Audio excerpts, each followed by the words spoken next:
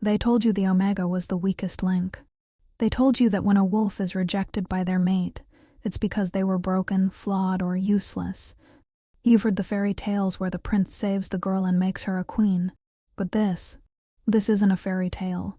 This is a police report from the edge of the territories. This is the story of Sienna, a woman who didn't just survive rejection. She weaponized it. While the alphas were busy fighting for territory, she was in the woods collecting the things they threw away. And when the Alpha King finally tracked her down, expecting a monster, he found a secret that would bring the entire kingdom to its knees. Listen closely. The truth bites. The cabin smelled of wet wool, pine needles, and the sour, metallic tang of starvation. It was a smell Sienna had stopped noticing 3 years ago. Somewhere between the second harsh winter and the arrival of the fourth pup. Outside, the wind howled through the Douglas firs of Blackwood Ridge, a sound like a dying animal. It was 20 degrees below freezing. A blizzard was burying the world in white, which was good. The snow hid footprints. It hid scents. It kept the pack patrols away. Sienna knelt on the splintered floorboards, her knees raw. She was dipping a rag into a bucket of melted snow, wiping the feverish forehead of a 6-year-old boy named Toby. Toby was small for his age, his ribs showing through his pale skin like the rungs of a broken ladder. He whimpered in his sleep, his tiny fists clutching Sienna's oversized, threadbare sweater. Sienna whispered, brushing a lock of matted hair from his eyes. "I'm here to BS. I'm not going anywhere." "Mama," he croaked. Sienna's heart cracked a little, just like it did every time one of them called her that. She wasn't their mother. Biologically, she was nobody, just a 24-year-old Omega with no pack, no mate, and a bank account that had been frozen the day she was exiled. "Sleep, baby," she soothed. A scratching sound came from the heavy oak door. Sienna froze. Her spine went rigid. The wolf inside her, usually a quiet, dormant thing, pricked its ears. Scratching meant one of two things: a lost pup, or a scout testing the perimeter.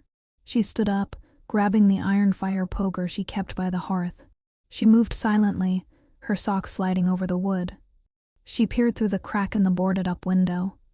Nothing but swirling white. Then a low whine. Sienna didn't hesitate. She threw the bolt and cracked the door open. A gust of ice blasted into the room, threatening to extinguish the single kerosene lamp. Collapsed on the doorstep was a girl no older than 16. She was naked, shivering so violently her teeth shellac like dice. She was half-shifted, patches of gray formatting her human skin, a sign of severe trauma. "Help!" the girl gasped, her eyes rolling back. They're going to kill it." Sienna dropped the poker and dragged the girl inside, kicking the door shut against the storm. This was the 5th one this month of 5 defective wolves cast out by the neighboring packs. "Who?" Sienna demanded, wrapping the girl in the blanket off her own bed. "Who is going to kill what?" The girl clutched her stomach. "My baby." "The Alpha."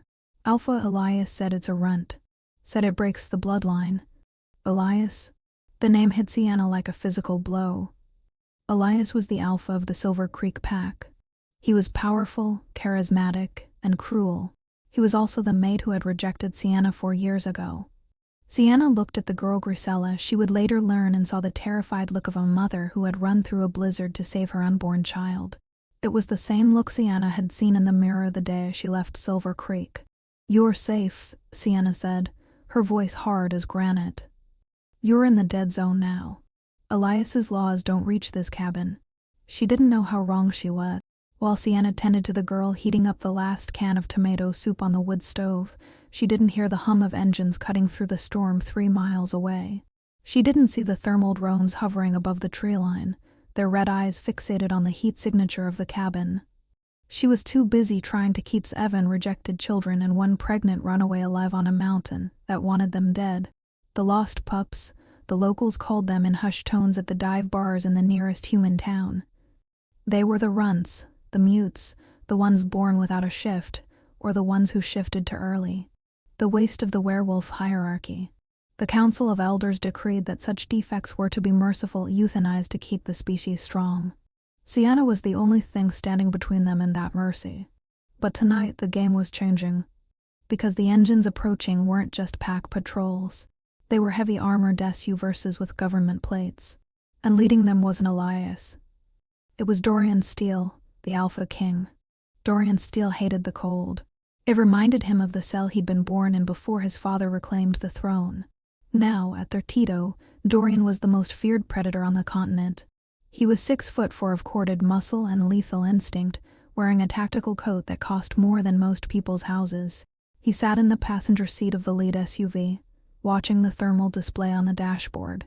Target is stationary. Alpha, his beta, a scarred warrior named Kincaid, reported. Single structure. High heat output. Multiple signatures inside. Are we sure she has him? Dorian asked, his voice a low rumble that vibrated through the chassis. The tracker doesn't lie, Kincaid said, tapping the screen. Your nephew's scent trail ended 2 miles from here. Then the storm hit. If the boy is alive, he's in that cabin. And the rogue is holding him.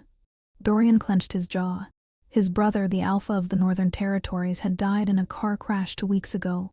His son, a 7-year-old named Leo, had vanished the same night. The official report said the boy wandered off in grief, but the intel Dorian received suggested something darker. A kidnapping.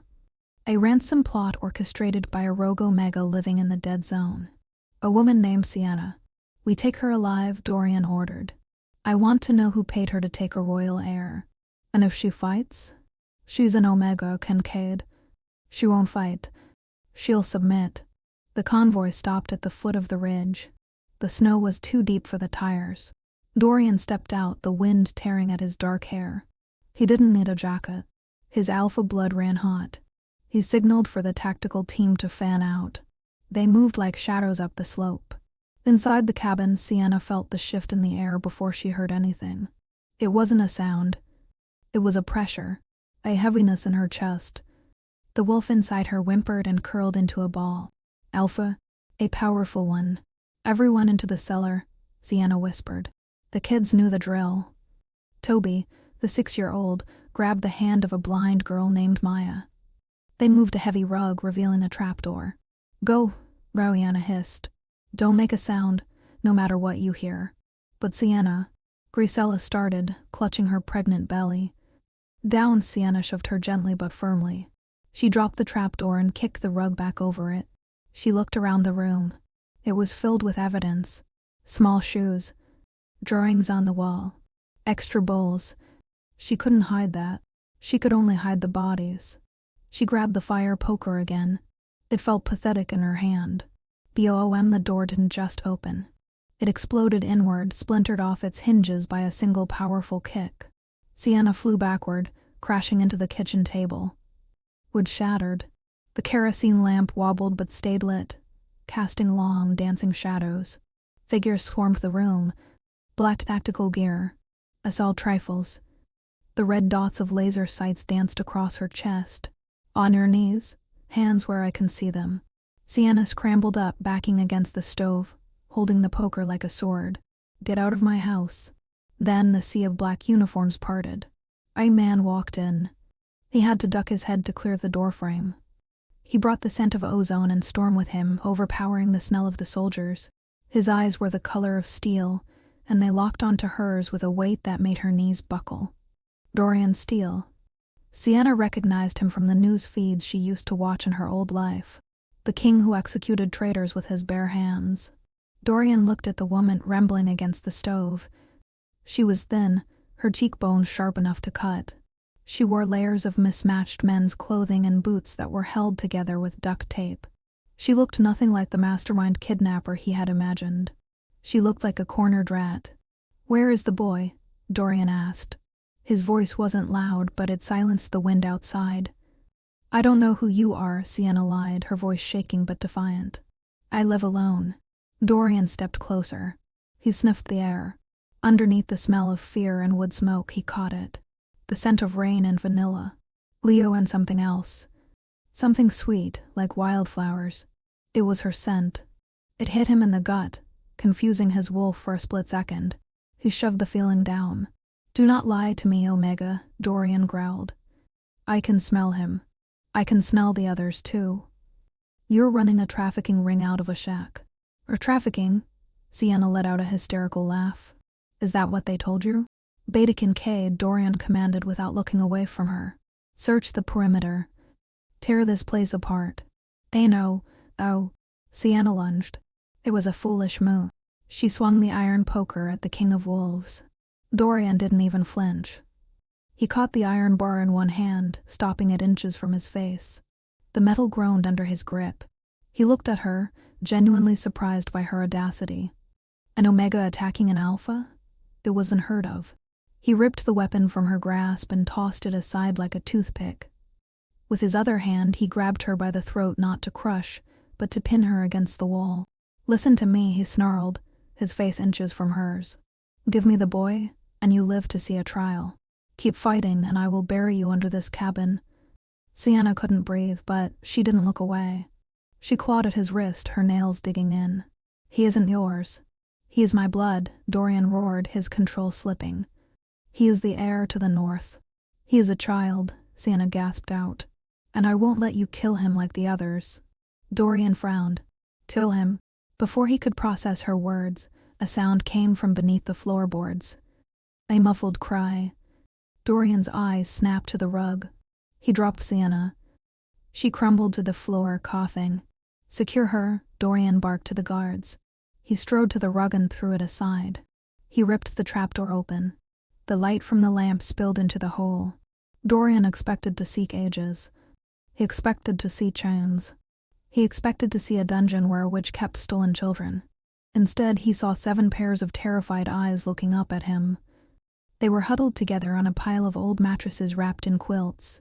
And in the center, shielding the others with his small body, was a boy with messy blonde hair. "Uncle Dorian?" The boy whispered. Dorian's heart hammered. "Leo." He reached down to pull his nephew out, but Leo scrambled back, terror in his eyes. "Eno," Leo screamed, clutching the arm of the blind girl next to him. Don't take me back to the bad doctors." Dorian froze. "Bad doctors?" He looked back at Sienna. 2 guards had her pinned to the ground, her face pressed against the rough wood. She wasn't struggling anymore. She was crying not for herself, but for them. "Please," she sobbed into the floorboards. "Take me. Do whatever you want to me. Just don't let them hurt the kids. They're not defects. They're just kids." Dorian looked from the terror in his nephew's eyes to the desperate woman on the floor. The narrative in his head began to fracture. This wasn't a kidnapping. Leo wasn't a prisoner. He was hiding. And he was hiding from his own family. "Stand down," Dorian said, his voice quiet. "Sir?" Kincaid asked, keeping his knee on Sienna's back. "ISAIDSTA and DDOWN." Dorian's roar shook the cabin walls. "GETOFFHER NOW." The guards scrambled back. Sienna curled into a ball, wheezing. Dorian knelt down not by the trapdoor, but by Sienna. He reached out a hand, she flinched as if he were about to strike her. That reaction, that instinctive fear of an alpha's touch, ignited a cold fury in Dorian's chest. Not at her, but at whoever had taught her to fear like that. "Who are you?" Dorian asked, his voice softer this time. She looked up, her lip bleeding, her eyes fierce and broken. "I'm nobody," she rasped. "I'm the trash you people threw away." Dorian stared at her. For the first time in a decade, the Alpha King didn't know what to do. He had come here to slay a monster. Instead, he found a martyr. And the secret she was protecting was about to change everything he thought he knew about his kingdom. "Pack everything," Dorian ordered his men, standing up. "We're not going to the prison." "Where are we going, sir?" Dorian looked at Sienna, who was crawling toward the trapdoor to reassure the weeping children. "We're going to the palace," Dorian said. "And she rides with me." The ride back to the capital took 4 hours. For most of it, the interior of the armored SUV was silent, save for the hum of the heater and the soft, rhythmic breathing of the sleeping children. Sienna didn't sleep. She sat in the back row, squeezed between Toby and the pregnant girl, Grisella. Her eyes were fixed on the rearview mirror, where she occasionally caught Dorian Steele watching her. The Alpha King had shed his tactical coat. Underneath, he wore a black dress shirt that strained against his shoulders. He was on his phone, typing furiously, likely managing the fallout of a military operation on domestic soil. But every few minutes, his steel-gray eyes would flicker up to the mirror, locking onto hers. He didn't look angry anymore. He looked calculating, like he was trying to solve a puzzle that was missing half its pieces. "You're bleeding," he said suddenly. His voice was low, barely audible over the road noise. Sienna touched her lip. It was swollen where she'd hit the floorboards. "I've had worse." "I don't doubt that," Dorian replied, his tone unreadable. "There's a medical kit under the seat. Use it." "I'm fine." That wasn't a suggestion, Sienna. The command in his voice was subtle, a vibration in the air that made the wolf inside her want to bare its neck. Sienna gritted her teeth and fought the instinct. She wasn't his pack. She wasn't his subject. She was a rogue. She reached under the seat, found the kit, and dabbed an antiseptic wipe on her lip, its tongue grounding her. "Why did you take him?" Dorian asked finally, turning in his seat to look at her. "Leo." The report said he wandered off. But a 7-year-old doesn't wander 40 miles into the dead zone in a blizzard. Sienna glanced at Leo, who was asleep with his head on Kincaid's heavy shoulder. The beta warrior looked uncomfortable but hadn't moved a muscle, clearly afraid of waking the boy. "He didn't wander," Sienna whispered. "He ran. He used the emergency burner phone I gave his mother years ago. He called me." Dorian's eyes narrowed. "You knew my brother's mate?" "I knew everyone's mate," Sienna said bitterly. "Before I was the rejected Omega, I was a nurse at the Central Pack Hospital. I was the one who held their hands when the doctors told them their babies weren't adequate." Dorian turned back to the front, silence filling the car again. But the air had changed. The tension wasn't gone, but it had shifted from hostility to curiosity. When they arrived at the palace, it was dawn. The structure was a monolith of glass and steel built into the side of a mountain overlooking the glittering city of Obsidian Heights. To the children who had lived in a drafty cabin for months, it looked like a spaceship. "Stay close," Sienna instructed them as the doors opened. They were ushered not to the dungeons, but to the east wing, the guest quarters. It was luxurious with heated marble floors and silk drapes, but Sienna noticed the details. The windows were reinforced glass. The doors locked from the outside. It was a gilded cage. "Dr. Bennett is on his way," Dorian announced, standing in the doorway of the massive suite. "He will examine the children. If they are healthy, they will be fed and clothed. If they are injured—" He paused, his eyes darkening. "We will handle it." "I want to stay with them," Sienna said, stepping between him and the kids. "You need to be processed," Kincaid interjected, stepping up beside his king. "We need your prints, your DNA, your statement. You're technically a fugitive, Ms. Sienna." "I stay with them," Sienna repeated. Her voice trembled, but she didn't back down. "Dr. Bennett works for the council. The council is the reason these kids were in the woods. I don't trust him." Dorian looked at her. Really looked at her. She was filthy, wearing clothes that smelled of smoke and old soup, standing up to the two most powerful wolves in the hemisphere to protect children that weren't hers. "Fine," Dorian said. "She stays. But Kincaid stays too to watch her." Dr. Bennett arrived 20 minutes later. He was a balding man with nervous hands and the smell of antiseptic and fear. He clearly knew who the Alpha King was, and he clearly didn't want to be there. He started with Leo. "Drop your trousers, son," Bennett said, snapping on latex gloves. "Need to check for frostbite." Leo flinched, scrambling back into Sienna's arms. No needles, no green juice." The room went deathly silent. Dorian, who had been leaning against the wall, pushed himself upright. "Green juice?" Sienna hugged Leo tight, stroking his hair.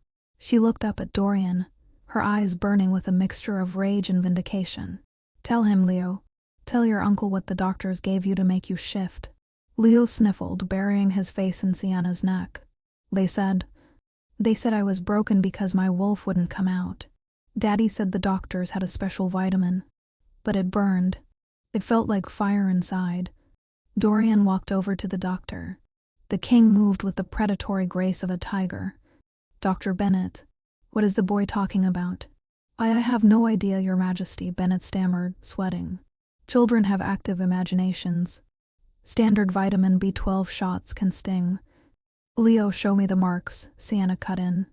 She pulled up Leo's sleeve. There, on the inside of the boy's elbow, the skin was tracked with needle scars.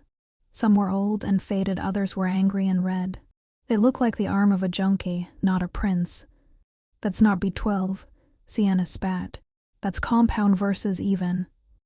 It's a synthetic adrenal stimulant. It's illegal. It forces a shift in late bloomers. It tears their muscles apart and fries their nervous systems. Half the kids who take it die of heart failure before they turn 10. The other half go mad. Dorian stared at the scars. His face went completely blank. It was a terrifying look.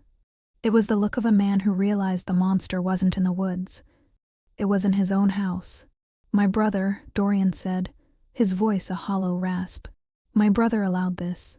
Your brother ordered it, Sienna said softly, because having a son who couldn't shift was an embarrassment to the bloodline. Dorian turned to drive. Bennett. The doctor dropped his clipboard. Get out, Dorian whispered. Your Majesty, I. G.E.T. Dorian roared. The sound shattered a vase on the mantel. Before I rip your throat out right here in front of these children. Bennett fled. Dorian stood heaving, his hands clenched into fists. He looked at Leo, then at the other children. Toby, Maya, the pregnant Grisella. He looked at their deformities, their scars, their fear. He realized then that Sienna hadn't stolen them. She had salvaged them. He looked at Sienna for the first time. He saw past the dirt in the oversized clothes. He saw the fierce intelligence in her eyes, and he felt it again, that pull, that strange, magnetic tug in his chest. You, Dorian said to her. My study. Now. I told you I'm not leaving the... Kincaid will guard the door, Dorian interrupted. No one gets in or out. You have my word as king. But you and I. We need to talk about Elias. Sienna froze. The name hung in the air like a curse. What does Elias have to do with this? Everything, Dorian said darkly. Because 10 minutes ago, while you were arguing with the doctor, Alpha Elias of Silver Creek called. He knows you're here. And he's coming to claim his property. The king's study was a fortress of mahogany and leather, smelling of old paper and expensive scotch. It was a masculine room, intimidating and cold. Sienna stood in the center of the Persian rug, refusing to sit. She felt exposed here, away from the chaos of the cabin and the children. Here she was just a woman standing in front of the most powerful man in the world. Dorian poured 2 glasses of amber liquid. He held one out to her. I don't drink, Sienna said. Take it, Dorian commanded softly. You're going to need it. He sat on the edge of his massive desk, crossing his ankles. He looked tired. The revelation about his nephew had shaken him deeply. Elias says you stole from the packed treasury before you left, Dorian started. He says you're a thief and a manipulator who seduced the vulnerable to build a cult in the woods. Elias is a liar, Sienna said flatly. I know. Dorian took a sip of his drink. I saw the look on Leo's face. He loves you. You don't buy that kind of loyalty with stolen money. He set the glass down and leaned forward. Why did he reject you, Sienna? I looked up your file. You were the head nurse. You have a clean record. You're healthy. His eyes raked over her, lingering for a fraction of a second too long on the curve of her waist beneath the sweater. Sienna looked away, staring at the bookshelf. He didn't reject me because I was weak. He rejected me because I wouldn't break the law for him. Dorian waited. Elias wanted to rise in the council rankings. Sienna continued, her voice gaining strength. He wanted Silver Creek to be the strongest military pack. He started a breeding program. He wanted me to administer the compound verses even to the pups in the nursery. He wanted to force early shifts to create super soldiers. She turned to face Dorian. I refused. I threatened to report him to the High Council. So he destroyed me. He fabricated a medical report saying I was barren. In our world, an Omega who can't produce heirs is useless to an Alpha. He publicly rejected me to shame me, froze my assets, and exiled me. He thought if I was a rogue, no one would believe my story about the drugs. Dorian was silent for a long time. The ice in his glass clinked. And Grisella, Dorian asked. The pregnant girl? She's carrying Elias's child, Sienna revealed. A bastard. He seduced her, then found out the baby has a genetic marker for defects. He ordered her to terminate it. She ran to me instead. Dorian stood up and walked to the window, looking out over the snow-covered city. His hands were clasped behind his back, knuckles white. If what you say is true, Dorian said, then Elias isn't just a cruel alpha. He's a traitor to the crown. Using banned substances on children is treason. It's true, Sienna said, but you can't prove it. He burned the records. The only proof is in the blood of those kids in the other room. And if you let the council doctors test them, they'll just make the kids disappear to hide the evidence. The council is involved, Dorian. They have to be. Where do you think Elias got the verses even? Dorian turned around. The use of his first name surprised him, but he didn't correct her. You're asking me to go to war with my own council, Dorian said. Based on the word of a rogue. I'm asking you to be a king, Sienna shot back. Not a politician. The tension in the room spiked. They were standing feet apart, the air crackling between them. Dorian took a step toward her. He could smell her fear, yes, but also her courage. It was intoxicating. His wolf was pacing inside his chest, agitated, demanding he claim her, protect her, bite her. He reached out his hand, hovering near her face. Sienna. Knock. Knock. Knock. The heavy oak doors groaned. Enter, Dorian snarled, annoyed at the interruption. Kincaid stepped in, looking grim. Sir, he's here. Elias? Yes, and he's not alone. He brought a delegation from the High Council. Councillor Thorne is with him. They're at the gates. They have a warrant for Sienna's arrest. Sienna's face went pale. Thorne. He's the head of the Department of Genetic Purity. If he gets me. He won't, Dorian said. You don't understand, Sienna grabbed Dorian's arm. The contact sent a shockwave through both of them, a static spark that was impossible to ignore. Sienna gasped and pulled back, her eyes wide. She felt it. The bond. The fated connection. Dorian stared at her, his pupils blowing wide, eclipsing the gray irises. He felt it too. It hit him like a freight train. Mate, the word thundered through Dorian's mind. Ancient, binding, inescapable. The rejected Omega wasn't a fugitive. She was his. A cruel twist of fate from the moon goddess herself. Diana, he whispered. She shook her head, stepping back. No. If Elias knows. Sir, Kincaid interrupted quietly. The council demands custody. Refusal means war. Dorian's warmth vanished. The Alpha King took control. Let them in. Throne room. He turned to Sienna, lowering his voice. You walk beside me. You don't bow. You don't break. They'll kill me. They'll have to kill me first. He offered his arm. Ready to rewrite history. Alpha Elias of Silver Creek looked infuriatingly perfect. He wore a tailored navy suit that accentuated his broad shoulders. His blonde hair was coiffed, his smile practiced and polite. To the cameras broadcasting Live to the Kingdom, he looked like a concerned leader. Beside him stood Councillor Thorne. Thorne was an older wolf, his hair white, his face lined with the kind of wrinkles that come from smiling while stabbing someone in the back. He held a leather briefcase like a weapon. This is highly irregular, Your Majesty. Thorne began, his voice oily. We are here to collect a fugitive and the unfortunate children she has abducted. There is no need for a spectacle. There is every need, Dorian replied, his voice echoing off the vaulted ceiling, because you are accusing a citizen of treason. And in my kingdom, treason is tried in the light. Elias stepped forward, bowing his head slightly, a mockery of respect. Dorian, excuse me, Your Majesty, we all know you have a soft spot for strays. But Sienna isn't just a stray. She is mentally unwell. The rejection. It broke her. He turned to the cameras, his expression shifting to one of tragic pity. It is my burden to bear. I had to reject her because she became obsessive, delusional. She started believing the pack doctors were hurting children. She stole my supplies, fled into the dead zone, and began kidnapping pups to fulfill her twisted fantasy of being a mother. Sienna's hands balled into fists at her sides. The lie was so smooth, so perfectly constructed. Is that why you're here, Elias? Dorian asked coolly. To save the children? Of course, Elias said. And to retrieve my nephew, Leo. The boy must be terrified. And the pregnant girl, Dorian pressed. Grisela. Elias didn't blink. A tragedy. A runaway teen seduced by a rogue. I simply want to bring her home to her family. She is family, isn't she, Elias? Sienna spoke up. Her voice wasn't loud, but in the acoustic perfection of the hall, it carried like a bell. Elias turned to her, his eyes cold. Sienna, please. Don't make this harder on yourself. Grisella is pregnant with your child, Sienna stated. A gasp rippled through the gallery of press and minor nobles. Elias laughed a short, incredulous sound. This is exactly what I mean. The delusions. I am a mated alpha. I would never touch a pup like that. We can prove it, Sienna said. A DNA test. Enough, Counselor Thorne slammed his briefcase onto a nearby table.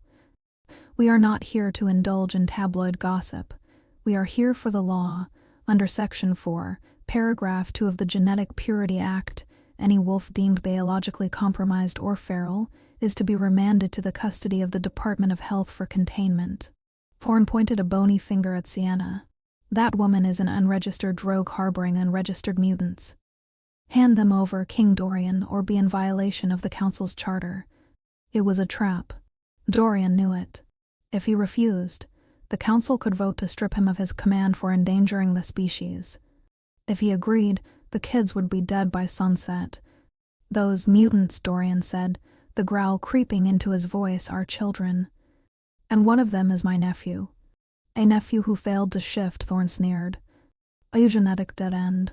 He is a liability to the royal line. The law is clear. The law is wrong, Sienna said. She stepped forward, moving away from Dorian's protection. Sienna, Dorian warned, low in his throat. She ignored him. She walked until she was 10 feet from Elias. She could smell his expensive cologne masking the scent of rot beneath. You call them defects, Sienna said to the cameras. You call them waste. But you're scared of them. Scared? Elias scoffed. Of cripples and runts. You're scared of what the verses even did to them, Sienna said. Thorne went pale. She's raving. Seize her. 2 of the council guards moved forward. The verses even compound, Sienna shouted, her voice rising. Synthetic adrenal stimulants. You inject it into late bloomers to force a shift. But it doesn't just force a shift, does it? It breaks the genetic lock on the ancient traits. The room went deadly silent. Even Dorian looked at her in surprise. This was a detail she hadn't told him yet. Ancient traits, Elias hissed. Fairy tales. Is it? Sienna challenged. Toby, the boy in the cabin. You rejected him because he was small. But Toby can hear a heartbeat from 3 miles away. Maya, the blind girl. She can smell fear hormones better than a lie detector. And Leo. She looked at Dorian. Leo didn't fail to shift. His wolf was too strong. The verses even tried to force an alpha wolf into a 7-year-old's body, and his body fought back to survive. You aren't culling the weak, Elias. You're killing the strong because you can't control them. Elias roared, his composure cracking. She's a traitor, a liar, and she is mateless. He lunged at her verbally, using the ultimate insult in their society. No wolf wanted her. I threw her away, she is garbage. Elias raised his hand, channeling his alpha aura, a wave of psychic pressure meant to force an omega to their knees. He wanted to humiliate her, to make her bow on live television. The pressure hit Sienna. Her knees buckled. She gasped, the air squeezed from her lungs by the sheer weight of his dominance. Elias smirked.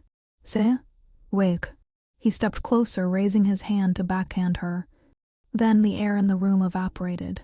A sound tore through the hall. Not a human shout, but a primal, vibrating roar that shook the glass in the window frames. Dorian didn't just step forward. He blurred. One moment he was at the dais, the next he was standing between Sienna and Elias. He caught Elias's wrist in Mydra. The sound of bone crunching echoed through the silent room. Elias screamed. It was a high and dignified sound. Dorian twisted Elias's arm, forcing the other alpha down to one knee. Dorian didn't look like a king anymore. His eyes were completely black. His canines had elongated, slicing into his lower lip. The beast was at the surface. You call her garbage? Dorian's voice was a tectonic plate shifting. You call her weak. Let go, Elias gasped, clawing at Dorian's hand. She is nothing. She is an omega. She, Dorian snarled, leaning down so his face was inches from Elias's, is my mate. The declaration hit the room like a bomb. The reporters gasped. Camera flashes erupted like a strobe light storm. Counselor Thorne dropped his briefcase. Elias froze, the pain in his broken wrist forgotten for a second. "What?" "You heard me," Dorian said loud enough for the microphones to catch every syllable. "You rejected her. You broke the bond. And the moon goddess gave her to me." Dorian released Elias's wrist with a shove that sent the Silver Creek Hellfist falling across the floor. Dorian turned to Sienna. She was still trembling from Elias's pressure, but she was standing. He reached out and cupped her face. The moment his skin touched hers, a visible spark of gold energy arced between them. The mark of the fated. The crowd murmured. There was no faking that. "I, Dorian Steele, King of the Northern Territories and High Alpha of the Blood Council, claim Sienna as my mate and queen," Dorian announced. "Her words are my words. Her protection is my law." He turned back to the council delegation. "And she says you are poisoning children." Thorn was trembling. "Your Majesty, this is preposterous. Even if she is your mate, she is clearly influencing you. The Versus Even project doesn't exist." "Uncle Dorian." The side doors burst open. Kincaid had been guarding the hallway, but he hadn't stopped the little blonde missile that was Leo. The boy ran into the room, followed closely by Grisella and the other lost pups. They looked different. They were clean. They were dressed in royal velvet, and they were angry. Leo ran straight to Dorian, but then he stopped and pointed at Elias, who was cradling his broken wrist. "He's the bad man," Leo shouted. "He held me down. He made the doctor stick the needle in my arm." Elias scrambled up, his eyes wild. He was cornered. His reputation was dead. His career was over. The only thing left was the instinct of a trapped animal. "They are abominations," Elias screamed, spit flying from his mouth. "I was trying to purify the pack. I was trying to make us stronger." "By killing your own son?" Grisella stepped forward. She was heavy with pregnancy, rubbing her belly. "You told me to kill this baby, Elias, because you said it would be a runt like the others." "It's a monster," Elias yelled at her. "Just like you." Elias's control snapped. He couldn't win the argument, so he decided to win the fight. With a wet, tearing sound, Elias shifted. His clothes shredded as fur erupted from his skin. Bones realigned. In seconds, a massive gray wolf with yellow eyes stood in the center of the throne room. It was a suicide move. Attacking in the royal court was a death sentence. But Elias was mad with rage. He didn't lunge for Dorian. He knew he couldn't beat the king. He lunged for Grisella. The pregnant girl screamed. Then Sienna moved before anyone else. She didn't have a weapon. She didn't have a shift. She just had the instinct to protect. She threw herself in front of Grisella. Elias's jaws snapped shut on Sienna's shoulder. Blood sprayed across the marble. S-I-N-N-O. Dorian's roar was so loud it cracked the lens of a nearby camera. The king didn't bother to shift fully. He simply let the power explode out of him. He tackled the gray wolf, his human hands transforming into claws Mydra. They crashed into the daze. Dorian was bigger, faster, and infinitely more powerful, but he was also blinded by the sight of his mate's blood. He hammered his fists into the gray wolf's ribs, hearing them snap like twigs. Elias yelped, trying to scramble away, but Dorian grabbed the scruff of his neck and threw him across the room. Elias slid across the polished floor, crashing into the feet of Counselor Thorn. Dorian stood panting, blood dripping from his hands. He turned to Sienna. She was on the ground, Kincaid pressing a jacket to her shoulder. Her face was white, her eyes fluttering shut. "Sienna," Dorian ropped to his knees beside her. The wound was deep teeth marks in the muscle, but it missed the artery. "I'm okay," she gasped, wincing. Did Grisella. "She's safe," Dorian choked out, pressing his forehead to hers. "You crazy, stubborn woman. You jumped in front of a wolf." "Habit," she whispered, a faint smile touching her lips. Dorian looked up. The room was frozen. The gray wolf, Elias, was whimpering on the floor, unable to stand. Dorian stood up slowly. He wiped Sienna's blood from his hands onto his pants. He walked over to where Thorn was cowering next to the broken wolf. "Arrest him," Dorian said to the royal guards, pointing at Elias. "And him." Dorian pointed at Thorn. "Me?" Thorn squeaked. "Your Majesty, I had no idea." "You're the head of genetic purity," Dorian said coldly. Either you knew about the verses even, in which case you are a monster, or you didn't, in which case you are incompetent. Either way, you're done. The guard sees them. Dorian turned back to the cameras, which were still rolling, broadcasting the blood and the truth to millions. The Genetic Purity Act is suspended, effective immediately, Dorian declared. All rejected wolves are to be granted safe passage to the capital for medical evaluation by my doctors. Any alpha found culling pups will be treated as a traitor. He looked down at Sienna, who was being lifted onto a stretcher by the medics. And the dead zone is closed. No one is forgotten anymore. As they wheeled Sienna out, she looked back at the children. Leo was holding Grisella's hand. Toby was watching her with wide, hero-worshipping eyes. They were safe. But as Dorian walked beside her stretcher, holding her an injured hand, Sienna knew this wasn't the end. Elias was just a symptom. The disease was the council itself, and they wouldn't take this defeat lying down. She squeezed Dorian's hand. We started a war, didn't we? Dorian kissed her knuckles, his eyes burning with a promise of violence and devotion. Yes, he said, and we're going to win it. 3 months had passed since the blood was scrubbed from the marble floors of the throne room. The winter snows that had once buried the cabin in the dead zone had melted, replaced by the vibrant green of an early spring. The obsidian palace, once a cold fortress of steel and silence, was now filled with a sound that hadn't been heard in its halls for generations. The laughter of children. Sienna stood on the balcony of the east wing looking down at the royal gardens. Her shoulder still ached when it rained, a permanent reminder of Elias's jaws. But the physical scar was fading. The internal scars, however, were healing in a different way. Below her in the grass, a game of tag was underway. You can't catch me, Leo shouted, sprinting across the lawn with supernatural speed. I can hear you breathing, Leo, Toby yelled back. The small boy, once rejected for being too frail, was sitting on a bench with his eyes closed. You're going left. Now. At Toby's command, a massive figure stepped out from behind a hedge, catching Leo in a gentle bear hug. It was Dorian. The Alpha King was laughing. He tossed his nephew into the air, the boy squealing with delight. Dorian looked younger now. The perpetual frown that had etched lines into his forehead was gone, smoothed out by peace. Sienna smiled, leaning against the stone railing. She wore a simple white sundress, her hair loose. She didn't look like a refugee anymore.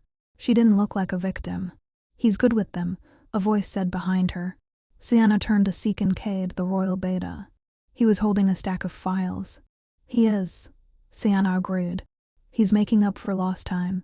These are the latest reports from the ministry, Kincaid said, handing her the files. Since the Genetic Purity Act was abolished, 12 more packs have come forward. They're dismantling their culling stations. We've had over 200 defective pups brought to the capital for evaluation. Sienna took the files, running her hand over the seal. And the results? The same as ours, Kincaid said, shaking his head in disbelief. 90% of them aren't defective. They're gifted. We have pups with night vision, pups with empathy senses, pups with strength double that of an average alpha. We were throwing away our strongest warriors. The truth had reshaped society overnight. The mutations Elias and the Council had feared were actually resurfacing traits from the ancient bloodlines, powers that had been dormant for centuries. Sienna hadn't just saved a few kids. She had saved the future of the species. And Elias? Sienna asked. Kincaid's face hardened. The tribunal sentenced him and former Councillor Thorne this morning. Life imprisonment in the void cells. No parole. They will never see the moon again. It was justice.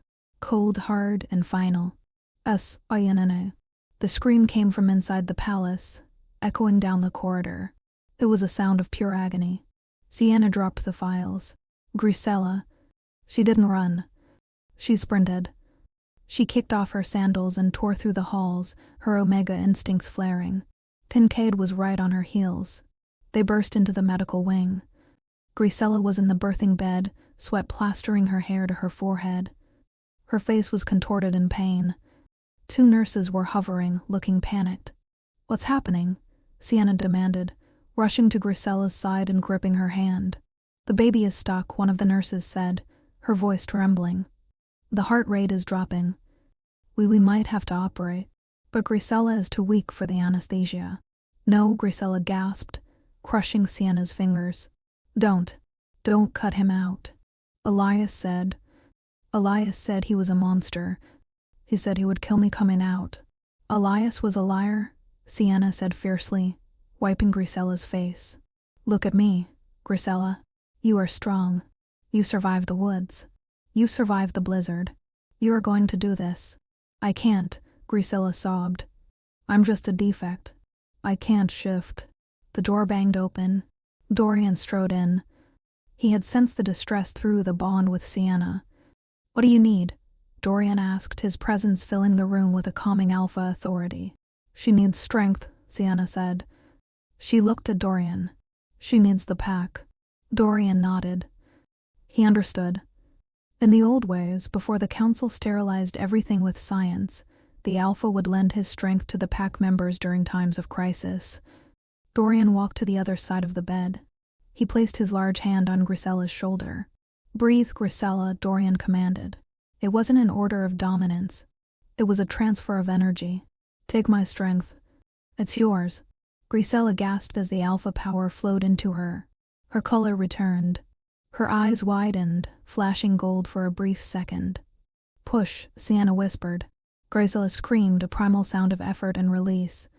And then, silence, followed by a thin, wavering wail.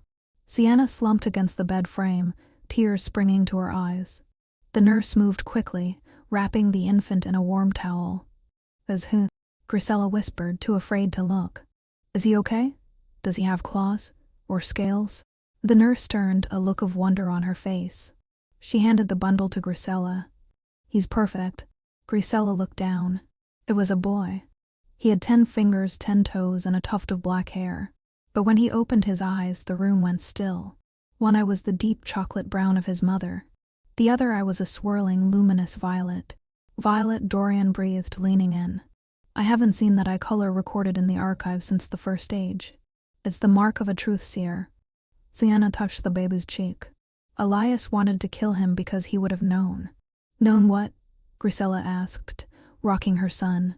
A truth seer can see through any lie, Dorian explained, looking at the baby with reverence. If this boy had been born in Silver Creek, Elias could never have hidden his crimes. One look from his own son would have exposed him. Grisella began to cry, but they were happy tears. She kissed the baby's forehead. I'm going to name him Hope. No, Sienna said softly. Name him Justice. That evening, the sun set over the capital, painting the sky in shades of purple and gold. Sienna stood on the highest balcony of the palace, the wind playing with the hem of her dress. She felt a warmth wrap around her waist. Dorian's arms. He pulled her back against his chest, burying his face in the crook of her neck. He inhaled her scent wildflowers and rain. The council wants to hold a coronation, Dorian murmured against her skin. For you. For us. A formal one. He corrected. They want to crown the rejected Omega as queen. Sienna laughed softly. I don't need a crown, Dorian. I have a home. I have the kids. That's enough. It's not about the crown. Dorian turned her around so he could look into her eyes. It's about the symbol. The world needs to see that power doesn't come from a bloodline or a title. It comes from the heart. You taught me that. He reached into his pocket and pulled out a ring. It wasn't a massive diamond. It was a band of woven silver and iron, strong, unbreakable, and simple. I don't want a queen who sits on a throne, Dorian said, his voice thick with emotion. I want a partner who runs with me in the woods. I want the woman who looked the Alpha King in the eye and told him to go to hell. Sienna looked at the ring, then at him. She saw the man beneath the monster. She saw the partner she had waited her whole life for, the one who didn't want to fix her, but who wanted to fight beside her. I didn't tell you to go to hell, Sienna smirked, tears spilling over her lashes. I told you to get out of my house. Same thing. Dorian grinned. So, will you help me rule this mess of a kingdom? Sienna took the ring and slid it onto her finger. It fit perfectly. Only if we change one more law, she said. Name it. Every Sunday, Sienna said, looking down at the gardens where the lost pups were finally sleeping safe and sound. Every Sunday, the king has to cook dinner. No chefs. Just you. Dorian groaned, pulling her in for a kiss. You drive a hard bargain, Nate. Take it or leave it, Alpha. He took it. He kissed her deep and slow, sealing the pact under the light of the rising moon. Far below in the city, the lights were coming on. In the nurseries, the defective children were sleeping without fear of the morning. In the void cells, the villains sat in silence. And in the palace, the Alpha King and his rejected queen stood together, ready to face a new dawn. The story of the lost pup was over. The story of the pack had just begun. And that is the story of Sienna and Dorian Steele. It started with a rejection that was meant to destroy her, but instead, it forged her into the only person strong enough to save the kingdom. It reminds us that sometimes the things the world calls flaws are actually our greatest strength waiting to be discovered. Elias tried to bury the truth, but he forgot the most important: the wild you can't hide from the dawn. What did you think of the twist about the ancient traits? And have you ever felt like your differences made you an outcast, only to realize later they were your superpowers? Let me know in the comments below. I read every single one. If this story moved you, please hit that like button, subscribe, and ring the notification bell. Until the next full moon, sweet dreams.